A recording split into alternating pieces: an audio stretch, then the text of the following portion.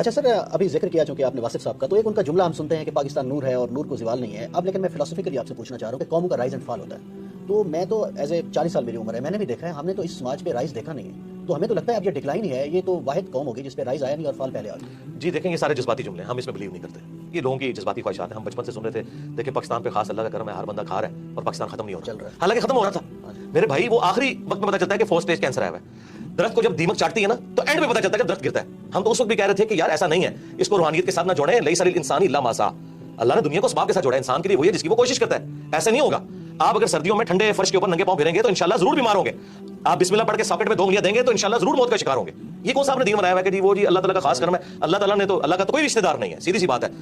جب خلافت راشدہ ختم ہوگی 30 سال کے بعد، ٹھیک ہے، بنو امیہ ختم ہوگی، بنو عباس ختم ہوگی، سلطنت عثمانیہ ختم ہوگی، رومنز، پرشینز اور سب سے بڑی گریٹ برٹن جن کی حکومت میں سورج غروب نہیں ہوتا تھا وہ ختم ہو گیا. تو یہ بات بالکل جذباتی جملے.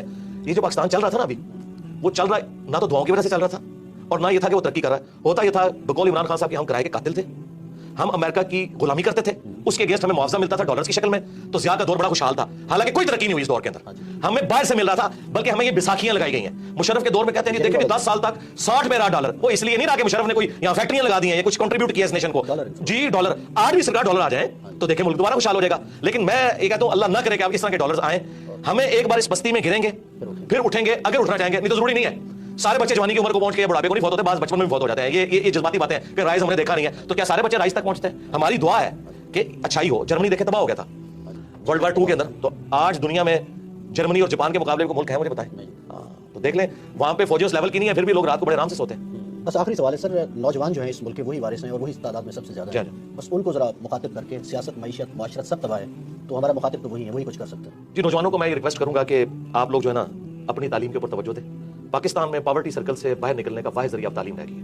جس کا جیک لگتا ہے نا یورپ امریکہ میں چلا جائے اعلیٰ تعلیم کے لیے، وہاں سے ریمیٹنس اس ملک کو بھیجے. اس ملک میں اب عام بچوں کے لیے کوئی نوکریاں نہیں ہیں. یقین کریں پی ایچ ڈی بچے اور بچیاں 30 40 ہزار کی نوکریاں کر رہی ہیں ڈیٹا انٹری آپریٹر کے طور پہ. اور اتنا دکھ ہوتا ہے جس کے پاس ریسورسز ہیں، جسے اسکالرشپ ملتا ہے، ملک سے نکلے اور یہاں پہ ریمیٹنس بھیجیں. میں یہ نہیں کہہ رہا کہ آپ ملک بھی چھوڑ دیں، یہاں پہ اپنے ریمیٹنس بھیجیں. اس ملک کی ترقی میں آپ کردار ادا کریں. اور یہ کوئی ایب والی بات نہیں ہے.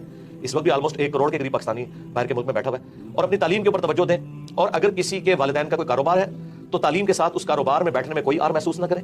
یقین کریں کتنے ان پڑھ لوگ ہیں جنہوں نے ہزاروں پڑھے لکھے نوجوانوں کو جابز دی ہوئی ہیں. آپ اپنے سرکمسٹانسز کو دیکھ کے نا جو بیسٹ پرفارم کر سکتے ہیں کریں، محنت سے جینا چنائیں.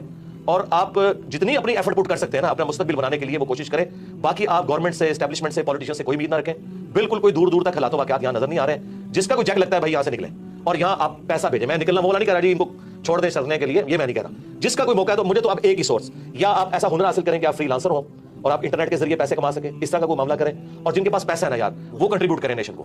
یار پیسے والے لوگ کم از کم سولر اپنے گھروں پہ لگوائیں تاکہ غریب لوگوں کو وابڈا کی بجلی سستی ملے. آپ لوگ بھی اگر وابڈا سے لے کے کھائیں گے جس میں سبسڈی ہوتی ہے شامل، تو غریب آدمی تک کس طرح سستی بجلی پہنچے گی. تو جتنا کو کنٹریبیوٹ کر سکتا ہے وہ کرے. پیغام تو بہت زیادہ دیا جا سکتا ہے. بہت شکریہ مرزا صاحب. یہی پیغام ہے جی، اپنی دنیا آپ پیدا کریں نوجوان. مجھے اجازت دیجیے، اللہ حافظ.